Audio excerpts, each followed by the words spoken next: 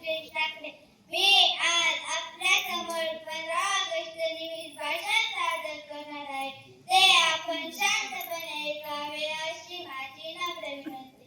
15 August हा दिवस भारतीय इतिहासातील अतिशय महत्त्वाचा दिवस बनला आहे. भारतीय स्वातंत्र्याच्या अनेक कठोर संघर्ष आणि बलिदानानंतर भारत स्वतंत्र झाला.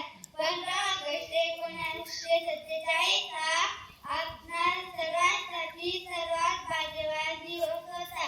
कारण अनेक वर्षांच्या गुलामीनंतर आपण स्वातंत्र्य मिळवले होते. भारताला स्वातंत्र्य मिळाल्यावर भारतीय जनतेने आपले पहिले पंतप्रधान पंडित जवाहरलाल नेहरू यांची निवड केली. त्यांनी प्रथमच राष्ट्रीय राजधानी दिली. ऐतिहासिक किल्ल्यावर तिरंगा राष्ट्रीय ध्वज फडकवला होता. सर्व लोक दरवर्षी हा आनंद मोठ्या उत्साहाने साजरा करतात. एवढे बोलून मी माझे भाषण संपवतो. जय